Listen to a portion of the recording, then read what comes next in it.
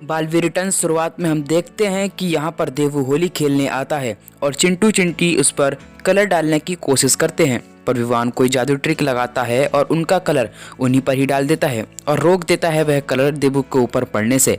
अब यहाँ पर चिंटू चिंटी काले हो जाते हैं और होली खेलने में उनका मज़ा नहीं आता है। अब दूसरी तरफ अनन्या मास्कमैन के बारे में विचार करती है और सोच रही होती है वह होली खेलने कब आएगा।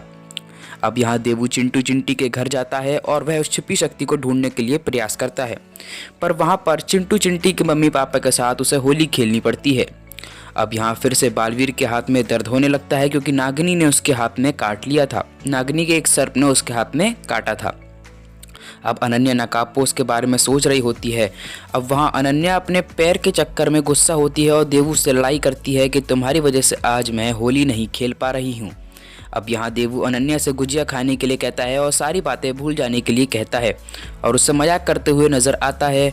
अब यहाँ देवू उस छुपी शक्ति तक पहुँचने की कोशिश करता है, पर वहाँ पर अनन्या होती है तो वह वापस आ जाता है। अब यहाँ तिमनासा, भैमार और काललोक वासियों की ढोल पर एंट्री होती है और वहाँ पर उन्हें रंग से खेलते हुए नज़र आते हैं और उनका डांस से स्वागत होता है। अब उनका स्वागत उनके स्वयं द्वारा होता है। अब यहाँ पर तिमनासा की राधे श्याम गाने पर डांस देखने को मिलता है और तिमनासा का डांस इतना बेहतरीन होता है कि सभी भारत नगर वासी चौंक जाते हैं और देवू और विवान खासकर चौंक जाते हैं। अब तिमनासा का काफ़ी ज़ोरदार डांस देखने को मिलता है।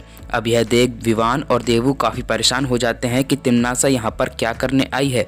अब यहाँ तिमनासा देवू और विवान को भी डांस करने में खींच लेती है और ना चाहते हुए भी विवान और देवू को उसके साथ ठुमके लगाने पड़ते हैं और उन्हें डांस करना पड़ता है। अब दूसरी तरफ तौबा तौबा ठंडाई पीते नज़र आता है और तिमनासा उसमें जहर घोलने के बारे में विचार करती है और भैमार उसमें अपनी जादू शक्तियों द्वारा नागिनी का ही जहर मिला देता है।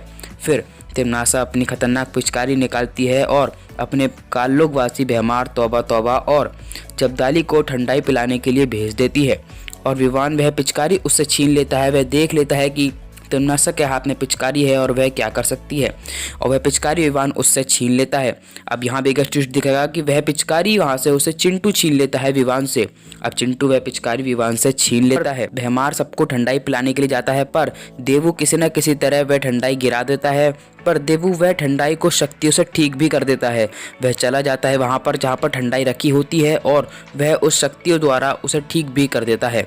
अब फिर से यहाँ अनन्या देवू से बात करते हुए नज़र आती है और अनन्या और देवू बात करते नहीं, बल्कि अनन्या तो देवू पर गुस्सा ही करते हुए नज़र आती है और तौबा तौबा चिंटू को ठंडाई पिलाने की कोशिश करता है और वह पिचकारी फिर विवान के दोस्त को मिल जाती है क्योंकि चिंटू उस तौबा तौबा पर रंग डालने के लिए भागता है और वह गिर जाता है और वह पिचकारी विवान के दोस्त के हाथ लग जाती है।